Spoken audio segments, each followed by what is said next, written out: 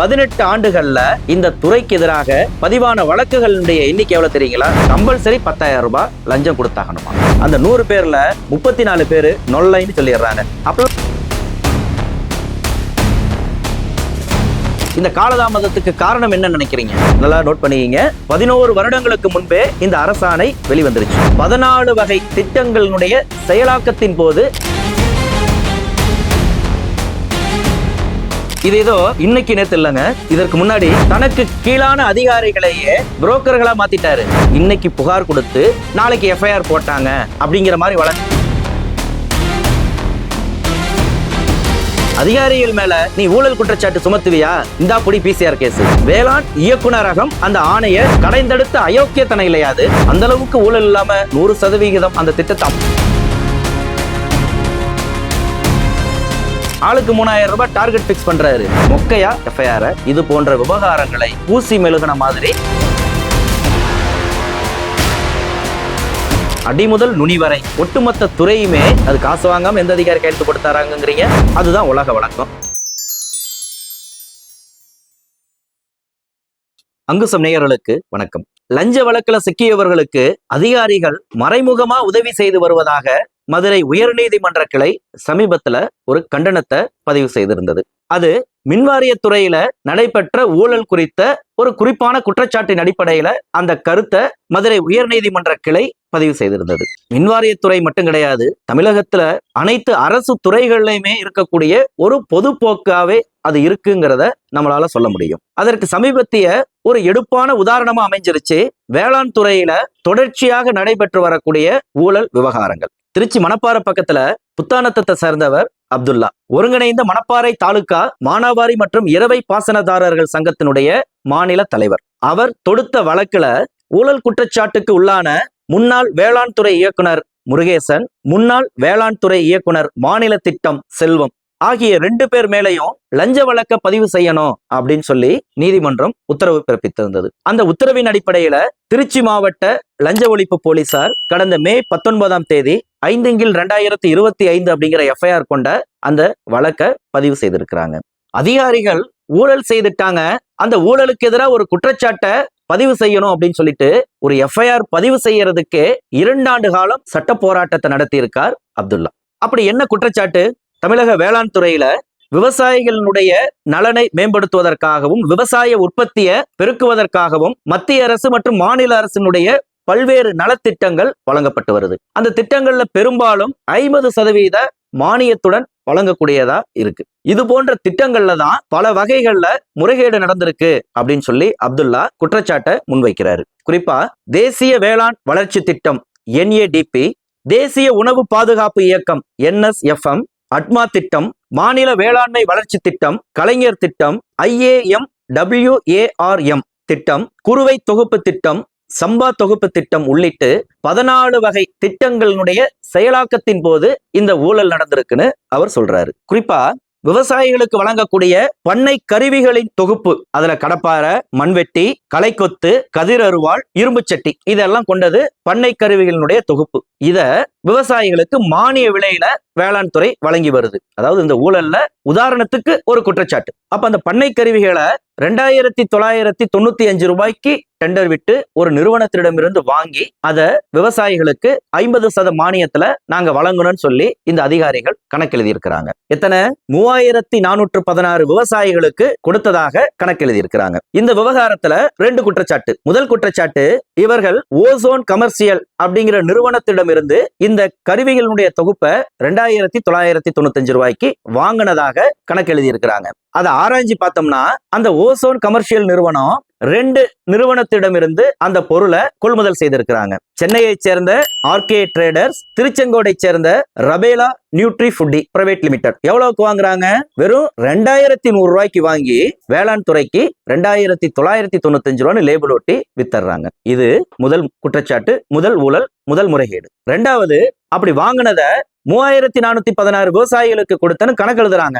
லஞ்ச ஒழிப்பு போலீசார் அந்த விவசாயிகளுடைய அந்த பயனாளிகளுடைய பட்டியலை எடுத்து ஒரு 100 பேருகிட்ட விசாரணை பண்றாங்க. என்னப்பா வேளாண் துறையில இருந்து இப்படி ஒரு கருவிகள்லாம் கொடுத்தாங்களா உங்களுக்கு அப்படின்னு சொல்லிட்டு அந்த 100 பேர்ல 34 பேரு நொல்லைன்னு சொல்லிடுறாங்க. அப்பெல்லாம் நான் எதுவும் வாங்கலேன்றாங்க. இது 2வது குற்றச்சாட்டு. இந்த இடத்துல குறிப்பிடத்தகுந்த விஷயம் என்னன்னா, வேளாண் துறையில இது போன்று கொள்முதல் செய்யறதிலையும் தகுதியான விவசாயிகளை பயனாளிகளை அடையாளம் காண்றதிலையும் பல்வேறு முறைகேடுகள் நடக்குது அப்படிங்கிறத பார்த்துதான் அதை தவிர்க்கும் பொருட்டு இந்த ஊழலை தடுக்கும் பொருட்டு ஒரு அரசாணை பிறப்பிக்கப்பட்டிருக்கு. 25/7/2014 நல்லா நோட் பண்ணிக்கீங்க. 11 வருடங்களுக்கு முன்பே இந்த அரசாணை வெளிவந்துருச்சு. வேளாண் இயக்குநரகம் அந்த ஆணையை வெளியிட்டிருக்கு. அந்த அரசாணை என்ன சொல்லுதுன்னா, அந்தந்த மாவட்டத்துல இது போன்ற வேளாண் திட்டங்கள்ல வேளாண் துறை அதிகாரிகள் எந்த ஒரு பொருளை கொள்முதல் செய்வதாக இருந்தாலும், அது விவசாயிகளுக்கு வழங்குற விதையா இருக்கட்டும், உரமாகட்டும், அல்லது இது போன்ற உழுபடை கருவிகளாகட்டும், ஒரு குண்டூசி வாங்குறதா இருந்தாலும் அந்தந்த மாவட்ட ஆட்சியர் தலைமையில வேளாண் துறை கொள்முதல் கமிட்டி, அதாவது DLAPC அப்படின்னு சொல்றாங்க, அந்த கமிட்டியை அமைச்சிருக்கணும். அந்த கமிட்டியினுடைய ஒப்புதலோட தான் எந்த ஒரு பொருளையும் வாங்கணும். அடுத்தது, அந்த திட்ட பயன்கள் விவசாயிகளுக்கு சென்று சேர்ந்ததா அப்படிங்கிறத அந்த வேளாண் துறை கொள்முதல் கமிட்டி சரிபார்க்கணும், மேற்பார்வையிடணும் அப்படின்னு சொல்லி அந்த அரசாணை சொல்லுது. இப்ப நாம சொன்ன இந்த விவகாரத்துல அது போன்று எந்த ஒரு கூட்டமும் வேளாண் துறை கொள்முதல் கமிட்டியினுடைய ஒப்புதலும் பெறாமல் அந்த கொள்முதல் நடத்தப்பட்டிருக்கு. அதே போல 3416 பேருக்கு கொடுத்தனு இவர்களாகவே பொய் கணக்க எழுதி மோசடி செய்திருக்கிறாங்க. இதுதான் இந்த இடத்துல குறிப்பான குற்றச்சாட்டு. இந்த குற்றச்சாட்டு ஏதோ நேத்து தெரிய வந்த விவகாரம் கிடையாது. 23/11/2023 தமிழக வேளாண்மை உற்பத்தி ஆணையருக்கும் வேளாண் துறை உழவர் நலத்துறையினுடைய செயலாளருக்கும் அப்துல்லா புகாரை அனுப்பிடுறாரு. அது இந்த அதிகார வர்க்கத்தினுடைய அந்த சிகப்பு நாடாத்தனத்தின் ஒரு வெளிப்பாடா ஒவ்வொரு அலுவலகத்துக்கும் அந்த கோப்பு சுத்தி கடைசியா திருச்சி மாவட்ட லஞ்ச ஒழிப்பு போலீசாரனுடைய கவனத்துக்கு வருது. அவர்களும் இந்த விவகாரத்துல முதற்கட்ட விசாரணையை நடத்துறாங்க. எப்படி 2023 வருஷம் 11வது மாசம் புகார் போகுது. அந்த கோப்பு இவர்களுக்கு வரும் பொழுது 2024 வருஷம் 9வது மாசம் ஆயிடுது. ஏறத்தாழ 1 வருடம் ஆகுது. அப்ப அந்த முதற்கட்ட விசாரணையிலேயே இப்ப நம்ம சொன்ன மாதிரி 2 ஊழல்கள் நடந்திருக்குங்கிறத அவர்கள் இதுல முகாந்திரம் இருக்குங்கிறத கண்டறிந்துடுறாங்க. ஆனாலும் FIR போடல. அப்ப FIR எப்ப போடுறாங்க? அது 2025 தான். அதுவும் நீதிமன்ற உத்தரவுக்கு பிறகு FIR பதிவு செய்யப்படுது. 2 ஆண்டு காலம் நீதிமன்றத்துல தொடர்ச்சியான சட்ட போராட்டத்தை நடத்தி இருக்கிறார் அப்துல்லா.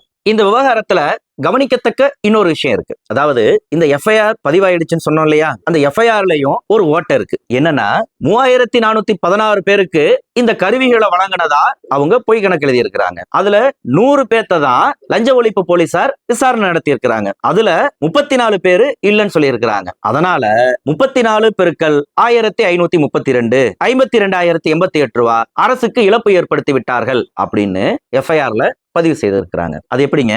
மொத்தம் அவங்க காட்டுறது 3416, நீங்க விசாரிச்சது வெறும் 100. மிச்சம் இருக்கிற 3316 பேரையும் விசாரணை செய்தா அதுல எத்தனை பேர் வாங்கின அல்லது வாங்கலன்னு சொல்ல போறாங்கன்னு நமக்கு தெரியாது. ஆனா வெறும் ஒரு 100 பேர்த்திட்ட விசாரிச்சதை வச்சு 34 பேருக்கு அவங்க கொடுக்கலன்னு இருக்காங்க. அதனால இழப்பு 52,000 மொக்கையா FIR போட்டிருக்காங்க. இது மொக்கையா FIR போட்டிருக்காங்கன்னு சொல்றதை விட இந்த ஊழல் குற்றச்சாட்டுல சிக்கின அதிகாரிகள் தப்பிப்பதற்கான ஒரு ஓட்டையாக இந்த விஷயம் இருக்குங்கிறத நாம பார்க்க முடியுது. அப்ப இதுவரை நாம் பேசின விஷயத்திலே நீங்க எடுத்துக்கிட்டீங்கன்னா 2013 வேளாண் துறையினுடைய உயரதிகாரிகளின் கவனத்திற்கு இந்த ஊழல் விவகாரம் சென்று சேர்ந்த பிறகும் நீதிமன்ற தலையீட்டுக்கு பிறகுதான் FIR பதிவாகுதுன்னா அந்த 2 ஆண்டு காலம் அந்த உயரதிகாரிகள் எந்த நடவடிக்கையும் எடுக்காமல் அமைதி காத்ததற்கு பெயர் என்ன? 5/9/2024 லஞ்ச ஒழிப்பு போலீசார் முதற்கட்ட விசாரணை நடத்தி இதுல ஊழல் செய்திருப்பதற்கான முகாந்திரம் இருக்குன்னு கண்டறிந்த பிறகும் நீதிமன்ற உத்தரவு போடுற வரைக்கும் FIR பதிவு செய்யாததன் மர்மம் என்ன? 3வது விஷயம், அந்த 100 பேர் விவகாரத்தை வச்சு 34 பேருக்கு இழப்பீடுன்னு ஒரு குறைவான தொகையை அரசுக்கு, அதாவது அந்த குற்றத்தினுடைய வீரியத்தை மட்டுப்படுத்தி அந்த FIRல பதிவு செய்யப்படுது. உண்மையிலேயே FIR எதை மையப்படுத்தி இருக்கணும்? 2014 தெளிவான ஒரு அரசாணை இருந்தும் வேளாண் துறை கொள்முதல் கமிட்டி அப்படிங்கிற ஒரு கமிட்டியினுடைய ஒப்புதலை பெறாமல் டெண்டரை விட்டு இந்த பொருளை கொள்முதல் பண்ணது ஒரு ஊழல். அதை 3416 பேருக்கு கொடுத்தேன்னு சொல்லி ஒரு பொய்யான கணக்கை காமிச்சது ஊழல். இந்த 2 விஷயங்கள் தான் மையப்படுத்தப்பட்டிருக்கணும். ஆனா இதனுடைய அந்த குற்றச்சாட்டினுடைய தன்மையை நீர்த்து போகக்கூடிய வகையில அந்த FIR வாசகங்கள் அமைந்திருக்குங்கிறது. இது எல்லாமே இது போன்ற ஊழல் பேர்வழிகளை உயரதிகாரிகள் பாதுகாக்கிறார்கள், அவர்களுக்கு உடந்தையாக இருக்கிறார்கள் அப்படிங்கிறதுடைய வெளிப்பாடாக நாம் ஏன் கருதக்கூடாது? இது ஏதோ இன்னைக்கு நேத்து இல்லங்க, இதற்கு முன்னாடி 2013லயும் அப்துல்லா இதே போன்றது ஒரு குற்றச்சாட்டை இதே வேளாண் துறை அதிகாரிகளுக்கு எதிராக முன்வைத்திருக்கிறாரு. குறிப்பா 2016 முதல் 2021ஆம் ஆண்டு வரை அப்போது வேளாண் துறையினுடைய இயக்குனராக பொறுப்பில் இருந்த தட்சிணாமூர்த்தி IAS அவரது கீழான அந்த நிர்வாகத்துல 1000 கோடி ரூபாய் அளவுக்கு மோசடி நடந்திருக்குது, பல்வேறு திட்டங்கள்ல இந்த மோசடி நடந்திருக்குதுன்னு ஒரு குற்றச்சாட்டை சொல்றாரு. எந்த நடவடிக்கையும் இல்ல, வழக்கம் போல நீதிமன்றத்துக்கிட்ட போறாரு. நீதிமன்றம் அவருடைய வழக்கை பரிசீலிச்சு போதுமான ஆவணங்கள் இல்லாமல் குற்றம் சாட்ட முடியாது, தேவையான எதிர்காலத்துல இத்தகைய மனுவை தாக்கல் செய்யும் போது முழுமையான ஆவணங்களோட நீங்க தாக்கல் பண்ணுங்கன்னு சொல்லி அப்துல்லாவுக்கு அறிவுரை சொல்லி அந்த கேஸை முடிச்சிருச்சு. இது கடந்த காலம். இந்த சமகாலத்துல நடந்த நிகழ்வு என்ன தெரியுமா? அப்துல்லா 2013ஆம் வருஷத்திலிருந்து இந்த ஊழல் குற்றச்சாட்டுக்கு எதிராக ஒரு போராட்டத்தை நடத்திட்டு இருக்காருன்னு நாம சொல்றோம். குறிப்பா இந்த FIR பதிவான விவகாரத்தில் எடுத்துக்கிட்டீங்கன்னா 2023லயே இது வெளியில வந்துருது. ஆனாலும் நடவடிக்கை இல்லைன்னு சொல்றோம். 2 வருஷமா அதிகாரிகள் அமைதி காத்தாங்க அப்படின்னு நம்ம சொல்றோம். அப்துல்லா முன்வைத்த அந்த ஊழல் குற்றச்சாட்டுக்கு எந்த விதமான எதிர்வினையையும் ஆற்றாத அதிகாரிகள் அதற்கு நேரெதிரான வகையில் ஊழல் குற்றச்சாட்டை முன்வைத்த அப்துல்லாவுக்கு பல்வேறு நெருக்கடிகளை கொடுத்ததாக அவர் குற்றம் சாட்டுகிறார். குறிப்பா இந்த வேளாண்மை துறை அதிகாரிகளுக்கு நெருங்கிய காவல்துறை ஏரியாவில் வைத்து எங்கள் ஊரை சேர்ந்த ஒரு ஆதி திராவிட வச்சு அவர் நிலைமே இல்லாத விவசாயி வேளாண்மை துறையில புரோக்கராக செயல்பட்டு வரும் முத்துக்கற்பனை வைத்து காவல் நிலையத்துல குற்ற வழக்கு 7/2000 PCR வழக்கு மீது பதிவு செஞ்சாங்க. சாதி பெயரை சொல்லி திட்டினதாக அந்த வழக்கு 7/2014, 70/2022, 75/2025 இந்த மூன்றுமே PCR கேஸ். இந்த 3 புகார்களை கொடுத்ததும் முத்துக்கருப்பங்கிறவர் எப்படிங்க 2014லயும் சாதியை சொல்லி திட்டுறாரு, 2022லயும் சாதியை சொல்லி திட்டுறாரு, 2025லயும் சாதியை சொல்லி திட்டுறாரு. யார? முத்துக்கருப்பனை. அப்ப இது போன்ற PCR வழக்குகள்ல காலையில சாதியை சொல்லி திட்டினா சாயந்தரமும் சாதியை சொல்லி திட்டினான்ட்டு புகாரை கொடுத்தா போலீசார் காலையில திட்டினதுக்கு ஒரு வழக்கு, சாயந்தரம் திட்டினதுக்கு ஒரு வழக்கு போடுவாங்களா? அப்படிதான் பதிவு பண்ணி வச்சிருக்காங்க. இதை விட கொடுமை, 60 வயதை கடந்த மூத்த குடிமக்கள் அப்படிங்கிற கேட்டகரியில் இருக்கக்கூடிய அப்துல்லாவை சர்க்கரை நோய் மற்றும் பல்வேறு உடல் ரீதியான பிரச்சனைகளோட பிறர் உதவி இல்லாம நடக்கவே சிரமப்படுகிற அப்துல்லாவை ரவுடி பட்டியல்ல சேர்த்திருக்கிறாங்க புத்தானத்தம் போலீசார். இவர் முன்வைத்த ஊழல் குற்றச்சாட்டுக்கு எந்த நடவடிக்கையும் இல்ல. அதிகாரிகள் மேல நீ ஊழல் குற்றச்சாட்டு சுமத்துவியா, இந்தாப்படி PCR கேஸ், இந்தாப்படி ரவுடி பட்டியல். இதுதாங்க இந்த விவகாரத்துல நடந்திருக்கு. அப்துல்லா அம்பலப்படுத்தி இருக்கக்கூடிய இந்த வேளாண் துறை ஊழல் விவகாரத்துல ஒரு நகைக்கத்தக்க ஒரு கேலி கூத்து ஒன்று அரங்கேறி இருக்கு. அது என்னன்னு சொன்னா, இதற்கு முன்னர் இது போன்று பல்வேறு ஊழல் குற்றச்சாட்டுகளில் சிக்கி ஊழல் வழக்குகளில் எதிர்கொண்டு இருக்கக்கூடிய அதிகாரிகள் ஒரு 10 ஆண்டுகளுக்கு மேலாக அவர்களுக்கு எதிரான ஊழல் வழக்கு நடந்துட்டு இருக்கு, நிலுவையில இருக்கு. அதன் காரணமாக இவர்களுடைய பதவி உயர்வு உள்ளிட்ட பல்வேறு சலுகைகளை பெற முடியாத சிக்கலை எதிர்கொண்டுட்டு இருக்காங்க. ஆக்சுவலா அந்த ஊழல் வழக்கு தனியா நடக்கட்டும், ஊழல் குற்றச்சாட்டுக்கு ஆளாகி இருக்கிறாருங்கிற அடிப்படையில துறை ரீதியான ஒரு விசாரணை அப்படிங்கிறது நடத்துறதுங்கிறது வழக்கமான ஒன்று. ஆனா அந்த துறை ரீதியான விசாரணை அந்த ஊழல் அதிகாரிகளுக்கு எதிராக நடத்தப்படுவதில்லை. அது அப்படியே கிடப்பில் போடப்படுகிறது. அது ஊறுகாப்பானையில ஒரு 10 வருஷமா ஊற போடுது. இந்த 10 வருஷமா ஊற போட்டதையே காரணமா காமிச்சு 10 வருஷமா இவங்கெல்லாம் மன உளைச்சல்ல இருக்கிறாங்க அப்படின்னு சொல்லி ஒரு அரசாணை பிறப்பித்து அவர்களை உத்தமர்களாக்கி இருக்கிறது வேளாண் துறை. வேளாண் உழவர் நலத்துறையின் சார்பாக 14/6/2024 அன்று வெளியாகி இருக்கக்கூடிய அந்த அரசாணை நிலையன் 118 அதனுடைய வாசகங்களை படிக்கிறேன், கொஞ்சம் சிரிக்காம கேளுங்க. திட்ட செயலாக்கம் செய்யும் போது ஏற்பட்ட நடைமுறை குறைபாடுகள் காரணமாகவே இந்த வழக்குகள் 10 ஆண்டுகளாக நிலுவையில் உள்ளதை கருத்திற்கொண்டும் இந்நிகழ்வினால் குற்ற அலுவலர்கள் மனதளவில் பாதிக்கப்பட்டதுடன் அவர்களுடைய பதவி உயர்வு ஆகியவை பாதிப்படைந்ததை கருத்திற்கொண்டும் இவ்வொழுங்கு நடவடிக்கை நிகழ்வில் பாதிப்படைந்துள்ள அனைத்து குற்ற அலுவலர்களையும் கருணை மனப்பான்மையுடன் அணுகி அவர்களை கடுமையாக எச்சரித்து அவர்கள் மீதான துறைவழி ஒழுங்கு நடவடிக்கையினை கைவிடலாம் என முடிவு செய்து அவ்வாறே ஆணையிடப்படுகிறது அப்படின்னு அந்த அரசாணை சொல்லுது. இதை விட கேலி கூத்து இருக்க முடியுங்களா? லஞ்ச ஒழிப்பு துறை போலீசார் வழக்கு பதிவு செய்யக்கூடிய அந்த நடைமுறை அறிந்தவர்களுக்கு நன்றாகவே தெரியும். எந்த ஒரு ஊழல் குற்றச்சாட்டிலையும் குறிப்பா அதிகாரிகளுக்கு எதிரான குற்றச்சாட்டுனா ரொம்ப கவனமா பார்ப்பாங்க. அந்த குற்றச்சாட்டுல உண்மைத்தன்மை இருக்குதா, முகாந்திரம் இருக்கா, ஒரு காழ்ப்புணர்ச்சியின் காரணமாக இது போன்ற குற்றச்சாட்டை முன்வைக்கிறாங்களா அப்படின்னு ஒரு முதல்கட்ட விசாரணையை நடத்தி தான் எந்த ஒரு வழக்குமே பதிவு செய்யப்படும். மாறாக ஊரு பேரு தெரியாம அனுப்புறவன் அட்ரஸ் இல்லாம அனுப்பப்படக்கூடிய மொட்டக்கடுதாசிகளுக்கெல்லாம் லஞ்ச ஒழிப்புத்துறை போலீசார் வழக்குகள் பதிவு செய்யப்படுவது இல்லை. இன்னும் சொல்ல போனா இது போன்ற ஒரு குறிப்பிட்ட மட்டத்தில் இருக்கக்கூடிய அதிகாரிகளுக்கு எதிராக நடவடிக்கை எடுக்கும் போது மட்டும் நீங்க பாத்தீங்கன்னா ஒரு விஓஓ அல்லது சர்வேயரோ ஒரு சர்டிபிகேட்டுக்காக 1000 வாங்கினா 2000 வாங்கினா 5000 கேட்டாங்க அப்படின்னு சொன்னா அதுக்கெல்லாம் ஒரு சிறப்பு டீமை போட்டு அவங்களை கண்காணிச்சு ரசாயனம் தடவிய நோட்டை கொடுத்து அப்படி டேப் பண்ணி பிடிப்பாங்க. அது ஒரு திகில் பட ஸ்டோரி மாதிரி வசனங்கள் எழுதுவாங்க. ஆனா இது போன்ற அதிகாரிகளை கையாளும் பொழுது மட்டும் அந்த துறையினுடைய தலைமையகத்துக்கு தகவல் அனுப்பி ஒரு கொஞ்ச காலத்துக்கு முன்னாடி அப்படி ஒரு நடைமுறை இருந்தது. இப்ப அந்த நடைமுறையில மாற்றம் வந்திருக்குன்னு சொல்றாங்க.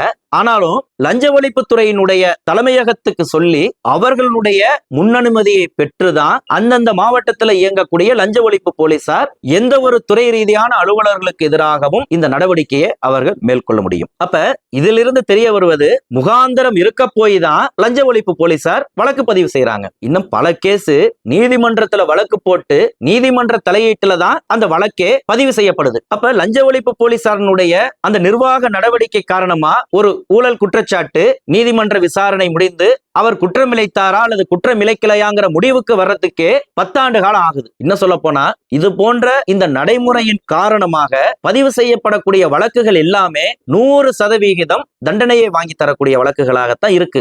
ஏன்னா முகாந்திரம் இல்லாத வழக்குகளை அவங்க எடுத்துக்கிறதே கிடையாது. போதுமான ஆதாரங்களும் முதற்கட்ட விசாரணையில் உறுதிப்படுத்தப்பட்ட பின்னர் தான் எஃப்ஐஆர் போடப்படுது. அப்ப அந்த நிர்வாக காரணங்களுக்காகத்தான் அந்த வழக்கு ஒரு 10 வருடங்களாக இழுத்தடிக்கப்படுது. அப்ப அதையே காரணம் காமிச்சு அந்த வழக்கு விசாரணை மட்டத்துல தான் இருக்கு, ஏதோ சின்னதா தப்பு பண்ணிட்டாங்க அவங்களை எச்சரித்து விட்டுறலாம், பாவம் பாதிச்சிருக்கிறாங்கன்னு அந்த அரசாணை அவர்களுக்கு கருணை காட்டுது. இத கருணைன்னு நம்ம எடுத்துக்க முடியுமா? கடைந்தெடுத்த அயோக்கியத்தனை இல்லையாது. அப்ப இந்த அரசாணை மூலமா ஈஸியா துறை ரீதியான நடவடிக்கையிலிருந்து அந்த அதிகாரிகள் வெளியில வந்துடுறாங்க. நீதிமன்றத்துல நடக்கிற வழக்கு என்ன ஆகும்? நம்ம இந்த விவகாரத்திலே பார்த்த மாதிரி குற்றச்சாட்டு பெருசு, ஆனா வெறும் 34 பேருக்கு விவசாயிகளுக்கு அதை கொடுத்ததா பொய் கணக்கு எழுதி இருக்கிறாங்க. ஆகவே மயிலாட் 52,000 ரூபாய் அரசுக்கு இழப்பை ஏற்படுத்தி இருக்கிறாங்க அப்படின்னு ஒரு வரும்பொழுது பெயருக்கு ஒரு நடவடிக்கை, பெயருக்கு இத்தனை 1000 ரூபாய் அபராதம், பெயருக்கு 6 மாத தண்டனை அப்படிங்கிற மாதிரியான சப்புன்னு அந்த கேஸ் முடிஞ்சு போயிடும். அதுக்குள்ள அவரு வாரி சுருட்டின அந்த லஞ்ச பணத்தை வச்சு ஒரு வாழ்க்கையவே வாழ்ந்து முடிச்சிருப்பாரு. பெரும்பாலான இது போன்ற லஞ்ச ஒழிப்பு வழக்குகள்ல தீர்ப்புகளை நீங்க எடுத்து பாருங்க. ஓய்வு பெற்ற முன்னாள் அதிகாரி 62 வயசுக்கு மேல ஆனவர்களுக்கு தான் இது போன்ற தண்டனைகள் வழங்கப்படுது. அப்ப அவர்கள் அந்த பதவியில அதிகாரத்துல இருக்கும் பொழுது அந்த அதிகார திமிரோட அந்த அதிகார பலத்தோட செய்யக்கூடிய அந்த ஊழலுக்கு எதிராக ஒரு துணிவான நடவடிக்கை அப்படிங்கிறது இருப்பதில்லை. அவர்கள் எல்லாம் ஆஞ்சி ஓஞ்சதுக்கு அப்புறம் 62 வயசுல ஓராண்டு சிறை தண்டனை சொல்லும் பொழுது பாக்குற நமக்கே ஐயோ பாவம், இந்த வயசுல ஜெயிலுக்கு போய் இவர் என்ன பண்றாரு அப்படிங்கிற ஒரு பரிதாபத்தை அந்த இடத்துல நமக்கு ஏற்படுத்துற மாதிரிதான் இருக்கு. அப்ப இது எந்த விதத்துல இன்னொரு அதிகாரிக்கு நாம் ஊழல் செய்யக்கூடாது, லஞ்சம் வாங்கக்கூடாது அப்படிங்கிற ஒரு பயத்தை ஏற்படுத்தும் நீங்க நினைக்கிறீங்களா? எங்க பொள்ளாச்சி வழக்குல, சென்னை அண்ணா பல்கலை வழக்குல அந்த குற்றவாளிகளுக்கு மரண தண்டனையை கொடுக்கணும், போக்சோ வழக்குகள்ல கடுமையான தண்டனையை கொடுக்கணும், அப்பதான் குற்றவாளிகளுக்கு ஒரு பயம் வரும், அதை வச்சு அவங்க குற்றம் நிகழாம நம்ம தடுக்க முடியும் அப்படின்னு வாதங்கள் முன்வைக்கப்படுது. அதற்காக கடுமையான குரல்கள் எழுப்புறாங்க. ஆனா இது போன்று அரசனுடைய பொது சொத்தை சூறையாடக்கூடிய விவசாயிகளுடைய நலனுக்கு எதிராக அவர்களுக்கு போய் சேர வேண்டியதை அவங்களுடைய வயிற்றில் அடிச்சு பிடுங்கி ஒரு சொகுசு வாழ்க்கை வாழக்கூடிய இந்த அதிகாரிகளுக்கு எதிராக அப்படி என்ன நடவடிக்கை எடுக்கப்படுது? துறை ரீதியான நடவடிக்கையும் கிடையாது. 10 வருஷம் கழிச்சு வழக்கம் சப்புன்னு முடிஞ்சு போயிருது. இதுதாங்க பொதுவுல இன்னைக்கு ஒரு போக்காகவே இருக்கு. அப்ப இந்த இடத்துலதான் அனுப்புகை இழுத்த தொடங்கி அந்த வேளாண் துறையினுடைய உச்சபட்ச IAS அதிகாரி வரையில் அடிமுதல் நுனி வரை ஊழல்ல ஊறி திளைக்கிறாங்க. ஒருவருக்கொருவர் கூட்டு களவாணிகளாக சேர்ந்து கொண்டுதான் இந்த ஊழல் முறைகேட்டே அவங்க நிகழ்த்தி இருக்கிறாங்கிறது தான் நிதர்சனமா இருக்குது. இதையும் நாம போற போக்குல ஏதோ அந்த அதிகாரிகள் மீதான ஒரு காழ்ப்புணர்ச்சியிலிருந்து நாம் சொல்ல வரல. இந்த வேளாண் துறையில கடந்த 18 ஆண்டுகள்ல பதிவான வழக்குகள்ல இருந்து இந்த எளிய உண்மையை எந்த ஒரு சாமானியனும் எளிதா புரிஞ்சுக்கலாம். தமிழகத்துல வேளாண்மை மற்றும் உழவர் நலத்துறை அப்படிங்கிற அந்த துறையின் கீழே வேளாண்மை துறை, தோட்டக்கலை மற்றும் மலைப்பயிர்கள் துறை, வேளாண்மை பொறியியல் துறை, வேளாண்மை விற்பனை மற்றும் வேளாண் வணிகத்துறை, விதைச்சான்று மற்றும் அங்ககச் சான்று துறை, தமிழ்நாடு நீர்வழி பகுதி மேம்பாட்டு முகமை அப்படின்னு ஒரு 6 துறைகளும் தமிழ்நாடு வேளாண்மை பல்கலைக்கழகமும் இந்த துறையினுடைய கட்டுப்பாட்டுல தான் வருது. அப்ப நம்ம முன்னரே சொன்ன மாதிரி இந்த துறைக்கு கீழாக மாநில அரசு மற்றும் ஒன்றிய அரசினுடைய நிதி உதவியோட பல்வேறு திட்டங்கள் அமல்படுத்தப்படுது. தமிழகத்துல 40% பேர் விவசாயத்தை சார்ந்துதான், அந்த விவசாய தொழிலை நம்பிதான் வாழ்ந்துட்டு இருக்கிறாங்க. அவர்களுக்கு விதை நெல்ல வழங்குறதுல இருந்து, உரம் பூச்சி மருந்து கொடுக்கறதுல இருந்து, அவர்களுக்கு தேவையான அந்த உழுபடை கருவிகளையும் வழங்குறதுல இருந்து, அந்த விவசாயத்தை நடத்துவதற்கு தோதான அதற்கு ஏற்ப நீர்ப்பாசன அமைப்புகளை ஏற்படுத்தி கொடுக்கிறது வரைக்கும் எல்லாத்தையுமே இந்த வேளாண் துறை தான் கவனித்து வருது. அதற்காக பல்வேறு திட்டங்கள்,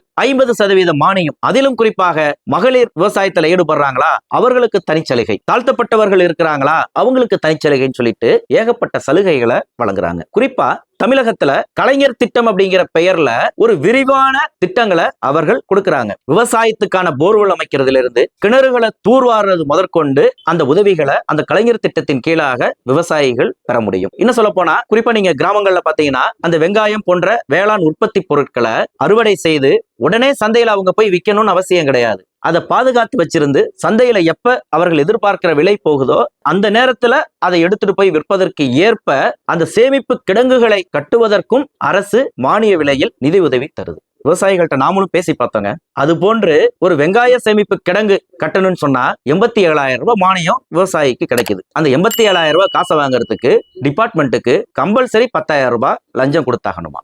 அதே போல விவசாய போர்வெல் அந்த பயனாளிகளை தேர்ந்தெடுத்து அவங்களே போர் போட்டு கொடுத்துருவாங்க. மோட்டார் முதற்கொண்டு அவங்க கொடுத்துட்றாங்க. அதற்கு எவ்வளவு தெரியுமா லஞ்சம்? 50,000 ரூபாய். இந்த 50,000 ரூபாய்க்குள்ள ரசீது போட்டா கொடுக்குறாங்க. நீங்க தமிழகத்தினுடைய எந்த விவசாயிகளிடமும் இதை நீங்க கேட்டு பாருங்க. 50,000 ரூபாய் காசு வாங்காம எந்த ஒரு வேளாண் துறை அதிகாரிகளும் இந்த சிறப்பு திட்டங்களின் கீழே விவசாய பகுதிகளில் போர்வெல் அவங்க இறக்குறது கிடையாது. அப்ப இது போன்று கடந்த 2007 ஆண்டிலிருந்து 2025 ஆண்டு வரையிலான 18 ஆண்டுகள்ல இந்த துறைக்கு எதிராக பதிவான வழக்குகளுடைய எண்ணிக்கை எவ்வளவு தெரியுங்களா? வெறும் 29. உள்ளார நீங்க துறையே எடுத்துக்கிட்டீங்கன்னா 6 இருக்கு அந்த வேளாண் துறைக்கு கீழே. வருஷங்கள்னு எடுத்துக்கிட்டீங்கன்னா 18 வருஷம். அப்ப ஒரு துறைக்கு எதிராக வருஷத்துக்கு ஒரு ஊழல் குற்றச்சாட்டு கூடவா இல்லாம இருக்கு? அந்த அளவுக்கு ஊழல் இல்லாம 100% அந்த திட்டத்தை அமல்படுத்தி இருக்கிறாங்களா அப்படின்னா கிடையாது. இந்த 29 வழக்குகள்லையும் மானிய விலையில் விதை நெல் மற்றும் உரம் பூச்சி மருந்து கொடுக்கறதுல நடந்த மோசடி தொடர்பா 9 வழக்குகள் பதிவாகி இருக்கு. செய்யாத வேலைய செஞ்சதா போலியாக கணக்கு காட்டினது அப்படிங்கிற வகையில 2 வழக்கு பதிவாயிருக்கு. பல்வேறு வகைகள்ல சான்று வழங்குறதுக்கான லஞ்சம், அதாவது ஒரு ரியல் எஸ்டேட்டுக்காரரு ஒரு இடத்தை காமிச்சு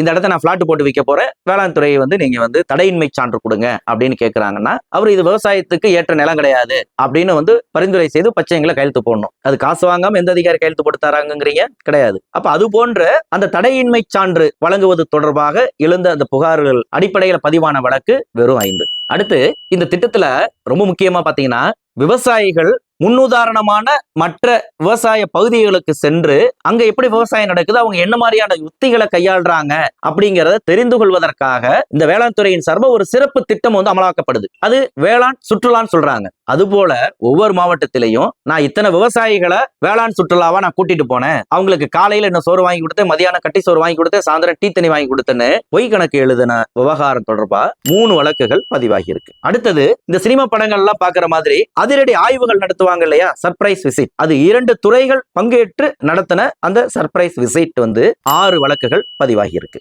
அடுத்தது இந்த அதிகாரி காரு பங்களா நிலம் அப்படின்னு வாங்கி குவிச்சிட்டு இருக்கிறாரு, சம்திங் ராங் அப்படின்னு ஒரு குறிப்பான அதிகாரிகளுக்கு எதிராக ஒரு சந்தேகமோ அல்லது ஊழல் குற்றச்சாட்டு வரும் பொழுது அதுல ஆய்வு செய்யும் பொழுது வருமானத்துக்கு அதிகமாக அவர் சொத்தை சேர்த்து இருக்கிறாரு அப்படிங்கிற ஒரு உண்மை வெளியில வரும். அது போன்று வருமானத்துக்கு அதிகமாக சொத்து சேர்த்ததாக 3 வழக்குகள் பதிவாகி இருக்கு. இந்த 29 வழக்குகளையுமே வேறு விதமா பார்த்தோம் அப்படின்னு சொன்னோம்னா இன்னைக்கு புகார் கொடுத்து நாளைக்கு எஃப்ஐஆர் போட்டாங்க அப்படிங்கிற மாதிரி வழக்குன்னு எடுத்துக்கிட்டீங்கன்னா வெறும் 6 வழக்கு. அதுவும் என்னது, சில்லறை புகார். நம்ம முன்னாடி சொன்னோம் இல்லையா, இந்த வேளாண் துறையினுடைய தடையின்மை சான்று வழங்குவது தொடர்பான புகார்கள். ஐயா நான் அந்த அதிகாரிட்ட நான் இப்படி ஒரு மனுவை நீட்டினேன், இவர் இந்த வேலையை முடிச்சு கொடுக்கணும்னா எனக்கு இவர் 20,000 ரூபாய் காசு கேட்கிறாரு, இந்த மானியத்துல எனக்கு டிராக்டர் கொடுக்கணும்னா எனக்கு இவ்வளவு லஞ்சம் கேட்கிறாரு, என்னால இவ்வளவு கொடுக்க முடியாதுன்னு சொன்னா மறுக்கிறாரு, நீங்க கொஞ்சம் பார்த்து பண்ணுங்கயான்னு சொன்னோன்னா இவரை வச்சு ட்ராப் பண்ணி அந்த வழக்கு போடுறாங்க இல்லையா, அந்த மாதிரி சில்லறை புகார்கள் வெறும் 6.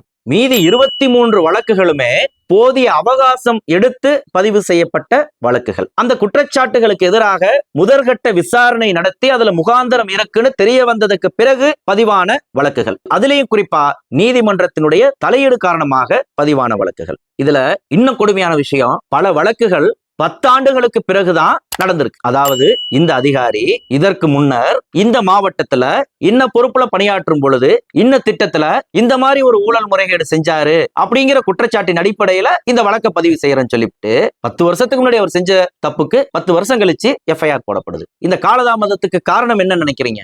நீதிமன்றத்துல வழக்கு போட்டு கடுமையான முயற்சிகளுக்கு பிறகு இந்த விவகாரங்கள் எஃப்ஐஆர்களாக மாறுதுங்கிறதா நடைமுறை உண்மை. அப்ப இந்த உத்தமர்களைத்தான் அந்த அரசாணை 118 அப்பழுக்கற்றவர்கள், இவர்கள் பாதிப்படைஞ்சிருக்கிறாங்க, மன ரீதியாக தொந்தரவாயிட்டாங்க அப்படின்னு சொல்லி அவர்களை அப்பழுக்கற்றவர்களாக உத்தமர்களாக ஒரே அரசாணையில மாத்தி ஒரு மாயாஜால வித்தைய செய்துட்டாங்க.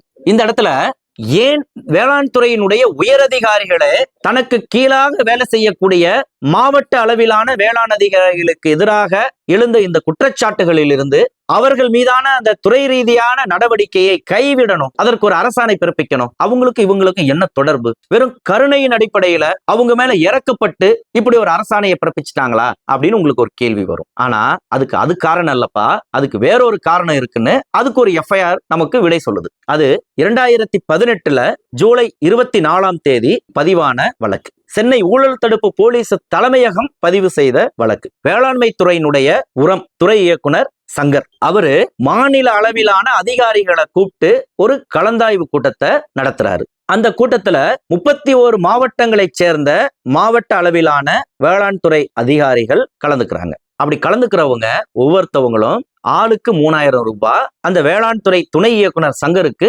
லஞ்சமா கொடுக்கணும். அதுதான் உலக வழக்கம், அது அந்த துறையினுடைய வழக்கம். அதுலயும் குறிப்பா இப்படி ஒவ்வொரு மாதமும் நடக்கக்கூடிய அந்த கலந்தாய்வு கூட்டத்தின் போது அந்த 31 அதிகாரிகளும் சுழற்சி முறையில் அந்த 31 பேர்த்திட்ட இருந்தோம் ஆளுக்கு 3000 ரூபாய் வசூலிச்சு மொத்தமா கணக்கெழுதி அதிகாரிகிட்ட கொடுக்கணும். அந்த மாதிரி லஞ்ச ஒழிப்பு போலீசார் அன்னைக்கு சர்ப்ரைஸ் விசிட் அடிச்ச அன்னைக்கு தஞ்சாவூர் மாவட்ட வேளாண்மை உதவி இயக்குனர் வித்யா தான் வசூலிச்சிருக்கிறாங்க. இது ஒன்னாச்சா?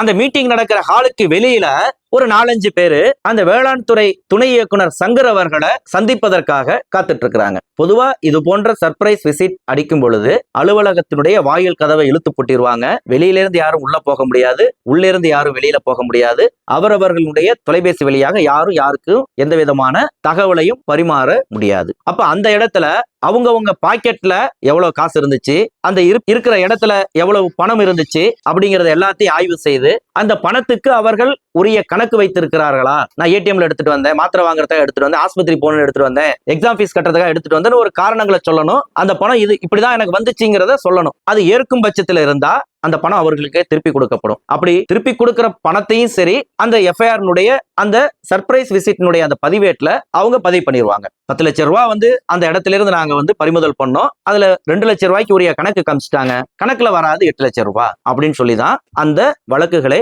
பதிவு செய்யப்படும். அந்த மாதிரி அந்த வராண்டாவில நின்றுட்டு இருந்த ஒருத்தர்கிட்ட போலீசார் விசாரிக்கிறாங்க. அவர் பேரு வினோத். அவரு குருணை உரம் தயாரிக்கக்கூடிய நிறுவனம் ஒன்னோட இயக்குனர். அது திருவண்ணாமலை மாவட்டத்துல இருக்கு. அவர் கையில 2,50,000 ரூபாய் காசோட வெளியில காத்துட்டு இருக்கிறாரு. எதுக்கு?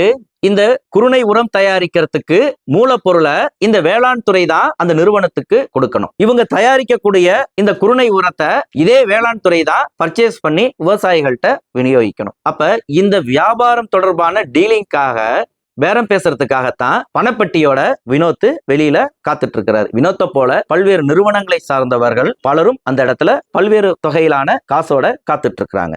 இது எல்லாமே அந்த சர்ப்ரைஸ் விசிட்ல பறிமுதல் செய்யப்படுது. அந்த நிகழ்வுகள் எல்லாமே ஒரு கதை வசனம் போல அதில் எழுதப்பட்டிருக்கு. அப்ப இந்த விவகாரத்திலிருந்து நாம் தெரிந்து கொள்ளக்கூடிய விஷயம் என்ன? ஒரு மாநில அளவுல இருக்கக்கூடிய ஒரு அதிகாரி, வேளாண் துறையினுடைய துறை இயக்குனர், அவர் தனக்கு கீழான அதிகாரிகளையே புரோக்கர்களா மாத்திட்டாரு. ஆளுக்கு 3000 ரூபாய் டார்கெட் பிக்ஸ் பண்றாரு. அவரை பாக்குறதுக்காக, அவருடைய சிபாரிசுக்காக, அவருடைய பச்சைங்க கையெழுத்துக்காக 2.5 லட்சம் ரூபாய் காசோட ஒரு தனியார் கம்பெனி சிஇஓ வெளில நிக்கிறாரு. அப்ப இந்த பின்புலத்திலிருந்து இந்த விவகாரத்தை பார்த்தோம் அப்படின்னு சொன்னோம்னா அடிமுதல் நுனி வரை ஒட்டுமொத்த துறையுமே ஊழல் மயமாயிருக்கு. அந்த ஒரு ஊழல்ல ஒரு கீழ்மட்டத்தில் இருக்கக்கூடிய மாவட்ட அளவுல நடக்கக்கூடிய அது ஊழலாக இருந்தாலும் அது உயரதிகாரியினுடைய கவனத்துக்கு வராமல் அல்லது ஏதோ ஒரு வகையில் அவர்களும் அதில் பிணைந்திருக்கிறார்கள், அந்த குற்ற சம்பவத்தோடு தொடர்புடையவர்களாக இருக்கிறார்கள். அந்த ஊழல் குற்றச்சாட்டினால அல்லது அந்த ஊழல் நடவடிக்கையினால அவர்களும் ஏதோ ஒரு வகையில் பலனடைந்து இருக்கிறார்கள். அப்படிங்கிறதுனாலதான் இது போன்ற விவகாரங்களை அவர்கள் பூசி மெழுகின மாதிரி கண்டும் காணாமல் கடந்து போறாங்க. குறிப்பான குற்றச்சாட்டுகளோட புகார் வந்தாலும் அது அலுவலக கோப்போட அப்படியே கிடப்புல போட்டுடுறாங்க. இதுதான் இந்த விவகாரத்துல நாம் கவனிக்கத்தக்க ஒரு விஷயமா இருக்கு. தொடர்ந்து பேசுவோம்.